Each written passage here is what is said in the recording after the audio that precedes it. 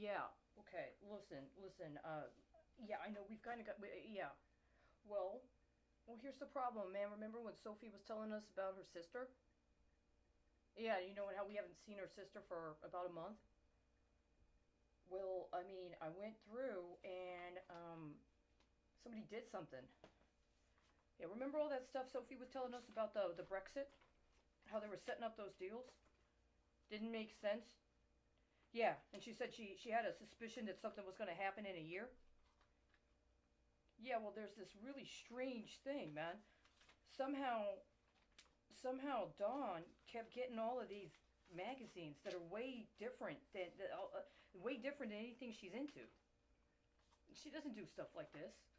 Her mom, yeah, but it ain't got nothing to do with anything she was into.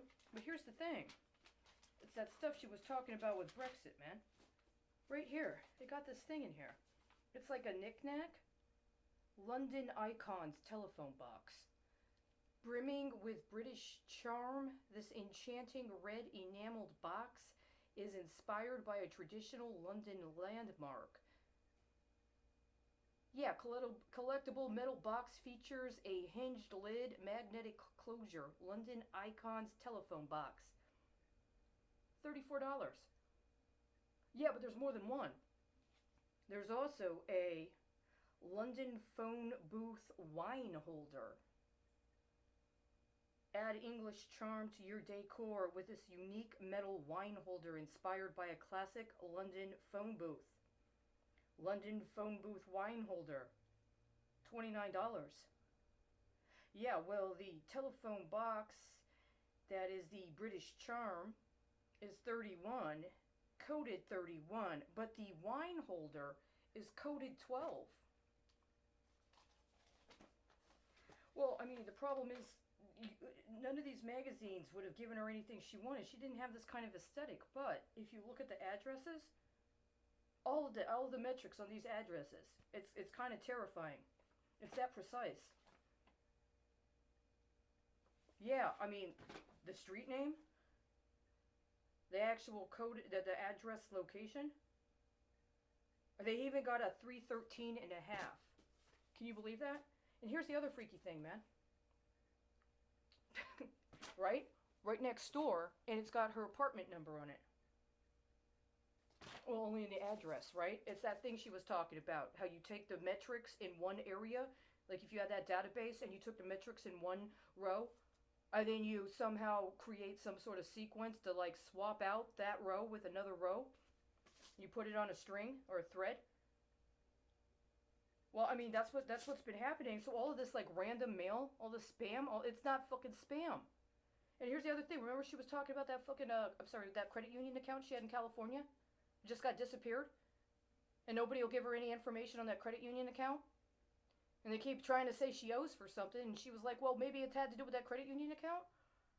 Well, now after she's out of there, they're sending her sister life insurance policies from a credit union of Texas. Well, where are we at? We're a little over the last day. We're in day 23. Actually, today's day 22. Tomorrow will be day 23 after the timeline expired around which to reply for this life insurance policy. It's only $13 a month, man. Hey, you know, if you got one of those little red phone booth knickknacks and you got this life insurance policy, you could do a lot with that, don't you think? I mean, that's what she thought. Before we weren't able to talk to her anymore, and now nobody knows where the fuck she is. I'm just saying, man. I think she was onto something.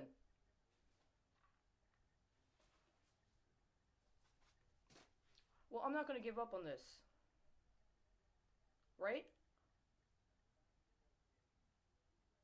Okay. Well, you know, if you can, because I know you're out that way and you might have a better option than this, can you see how that 24 got converted to that 27? Yeah, because that's really bugging the shit out of me right now. I would appreciate that. I know, I know. I mean, if the only thing they ever let you do is pop ed on credit unions and then you spend the rest of your entire life being laundered as part of somebody's secret credit union scam, it kind of has a way of catching up with other people.